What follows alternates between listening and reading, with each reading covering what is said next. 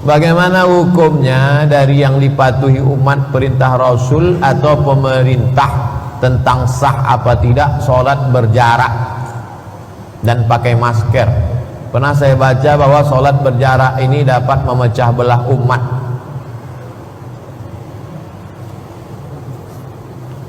Orang yang sholat berjarak itu bukan ikut pemerintah.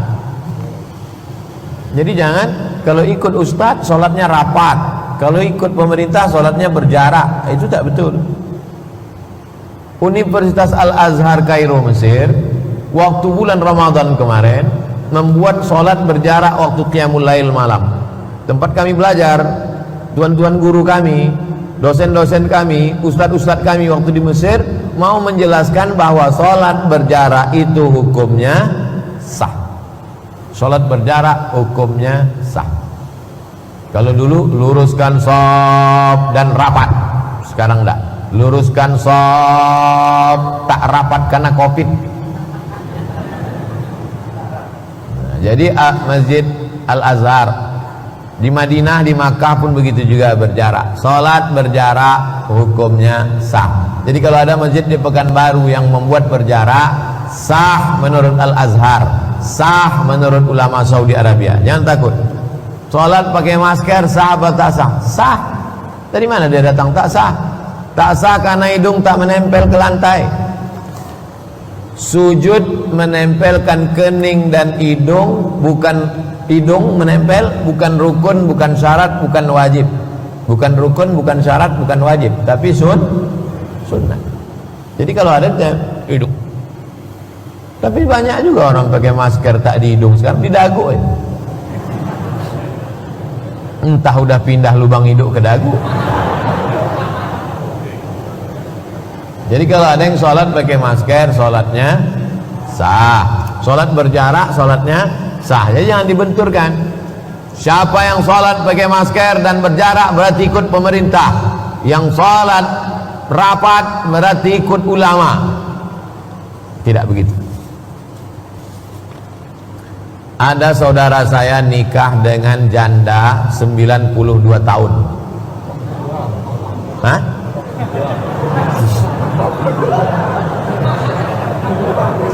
Coba tengok.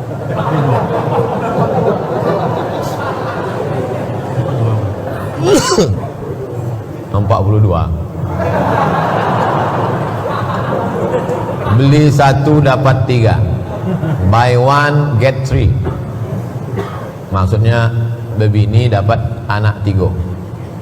Tak sesuai sama lagu. Lagunya kan beranak ampek dan nanti you. Orang tuanya tak restu karena perbandingan umur 42 dengan 22. Bagaimana sikap yang tepat kepada orang tuanya, Pak Ustadz? Ibu, bapak yang anakmu umur 22 mau nikah sama janda 42, ketika cinta tak bisa memilih. Cinta itu irrasional. Kalau rasional bukan cinta. Al-hubbu yu'mi wa yusim. Cinta itu membuat orang buta dan tuli. Tak bisa dia mendengar lagi, tak nampaknya lagi di dunia ini kecuali janda. Hanya saja kita sebagai orang yang di luar hanya bisa memberikan pandangan. Ada 3 yang mau kusampaikan wahai kau anak muda. Yang pertama, kalau kau sekarang umur 22, janda ini 42, nanti waktu kau umur 42, ini bini kau ini udah 62. Berarti kau siap-siap berbini sekali lagi. Itu yang pertama. Yang kedua, hati ini berubah-ubah. Yusbihu mu'minan wa yumsi kafiran. Paginya beriman orang, petangnya bisa jadi kafir. Sedangkan kepada Allah aja hati bisa berubah, apalagi kepada bagaimana kalau tiba-tiba nanti hatimu berubah? Siap enggak? Yang ketiga, ibumu yang melarang ini bukan niat dia tak baik, bukan dia menyuruh kau berzina, tapi menyuruh kau berpikir. Oleh sebab itu istikharah dulu, berpikir. Kalau sudah pikir-pikir tetap juga dia mau menerima, maka orang tua mau tak mau, suka tak suka, dia mesti menyetujui. Karena yang tidak boleh itu kalau anak itu melakukan perbuatan yang dilarang Allah SWT. Dia mau menikah dengan orang yang tak seakidah, wajib orang tua melarang. Karena tidak dibenarkan menikah beda agama. Sedangkan ini bukan masalah akidah, ini masalah adab, ini masalah kepantasan, ini masalah kufu, ini masalah kelayakan. Maka di pengadilan pun seorang laki-laki boleh menikahi perempuan berganti perwalian. Kalau perempuan itu tidak, ayahnya tak setuju, maka bisa dialihkan ke wali abad, wali yang lebih jauh. Wali perempuan itu ayahnya tak setuju, bisa berpindah dari ayah ke datuk, datuknya tak setuju, bisa berpindah ke abang. Sedangkan wali perempuan aja bisa berpindah kalau pasal tak setujunya itu bukan karena agama. Kenapa tak setuju? Karena beda suku. Kenapa tak setuju?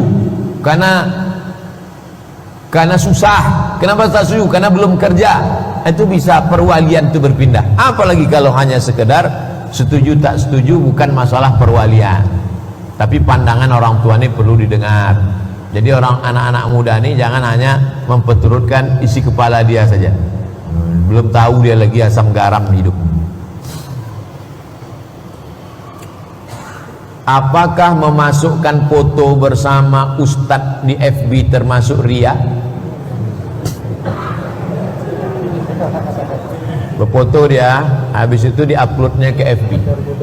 Tujuannya supaya yang lain mau mengikuti tausiah. Yang dua, jangan dibilang hanya men-share jadwal tausiah aja, tapi tak mengikuti tausiah. Beda antara syiar dengan riya. Kalau sekedar untuk syiar berfoto dia dengan Ustadz A'agim, berfoto dengan Ustadz Fulan, lalu kemudian dia ajak, marilah kita hadiri tausiah pada tanggal 19 di masjid. Nah, itu syiar tuh. Hilang pula iklan tadi. Buat update, ikutilah kajian subuh di Masjid Hijratus Sabirin, Jalan Bata nomor 28, Simpang BPG, Sabtu 19 September 2020, kajian subuh. Nah, cukup itu aja, yang lain-lain. Bagi Anda yang ingin kontak person, hubungi saya. Apa belas? Untuk syiar, untuk iklan boleh. Gimana caranya agar mudah berjumpa jodoh? Jumpai Ustadz Al-Nob.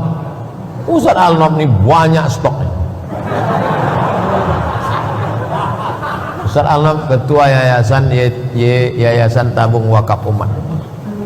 Nanti dikasihnya ada semua, umur, status ada semua.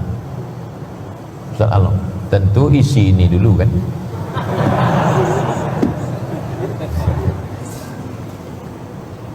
Langkah rezeki pertemuan maut siapa yang mengatur?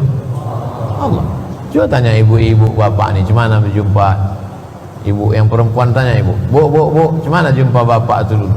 Setiap ini tak ada satu ceritanya, lain kepala, lain orang, lain cerita semua. Macam mana pertemuan dia dulu?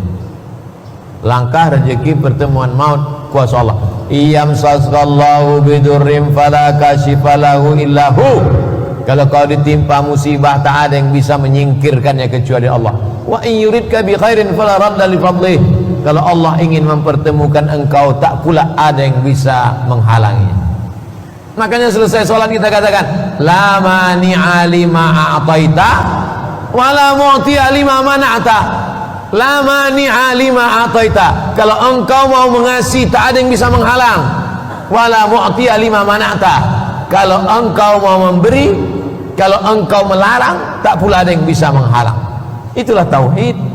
Jadi kalau ada orang, aku sebetulnya mau nikah sama dia dulu Pak Ustaz, terus kenapa tak jadi? Kena pelet. Tauhidnya tak betul. La mani'a lima a'taita. Kalau Allah mau mengasihi, tak ada yang bisa mencegah. Wala mu'ti'a lima mana'ta.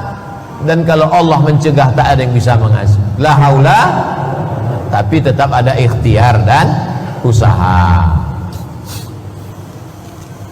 Tentang pelaksanaan sholat Jumat, khotib naik mimbar, bilalnya azan. Kebetulan saya baru datang. Mana yang lebih baik, langsung sholat tahiyatul masjid atau nunggu habis azan? Dan mana yang dibolehkan atau tak dibolehkan? Tunggu habis azan. Kenapa menunggu selesai azan? Siapa yang menyambut seruan azan kecuali pada lafaz hayya 'alas shalah, hayya 'alal falah, dijawab la haula wala quwata illa billah, ditutup dengan doa wasilah Allahumma rabb hadhihi da'wati tammati was salatil qa'imah ati sayyidina Muhammadan al-wasilata wal fadilah wasyarafa wad darajatal 'aliyatar rafi'ah wa ba'athallahumma maqaman mahmudan alladzi wa'adta innaka la tukhliful mi'ad halat lahu syafa'ati yaumal qiyamah, maka dia mendapatkan syafaatku pada hari kiamat. Tegak, tunggu selesai azan. Kenapa kau tunggu selesai azan? Kenapa tak lanjut tahiyatul masjid? Aku mau mendapatkan syafaat. Kenapa tak langsung duduk aja? Karena Nabi pernah khutbah, lalu kemudian ketika Nabi sedang khutbah ada seorang jamaah duduk, kata Nabi, qum fasalli, tegak, salat 2 rakaat. Itu dalil boleh melaksanakan salat 2 rakaat walaupun khatib sudah berdiri khutbah. Tapi sadar diri, tahu diuntung lah, udah terlambat, khatib udah naik, bacalah ayat pendek, rakaat pertama inna ataina, rakaat kedua kulhu. Nah, ini udah terlambat, baca pula Al-Kahfi. Hari Jumat nih Pak Ustaz, tepi-tepi sana terlambat, tahu diri, tepi sana terlambat, sholat sunat. Ini udah terlambat, wah tegas, pakai baju kaos, emang masalah buat lo.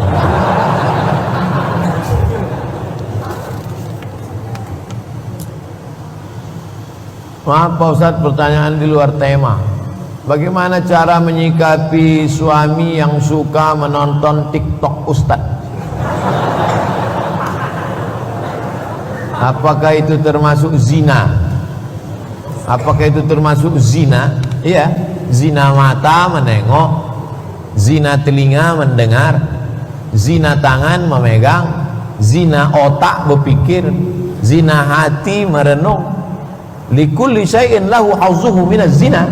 Semuanya dapat zina. Zina mata, zina telinga, zina otak.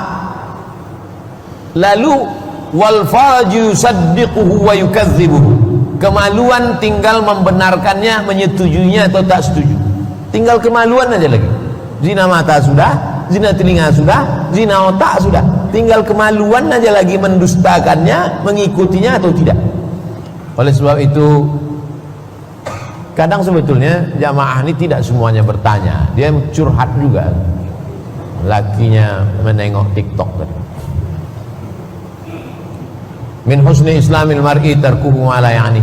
Kalau mau melihat kualitas keislaman seseorang, tengoklah bagaimana dia meninggalkan sesuatu yang tak penting. Kira-kira apa pentingnya ini? TikToknya apa pentingnya? Tak ada pentingnya, tinggalkan. Da'ma yaribuka ila ma la yaribuka. Tinggalkan sesuatu yang meragukanmu kepada sesuatu yang tak meragukan.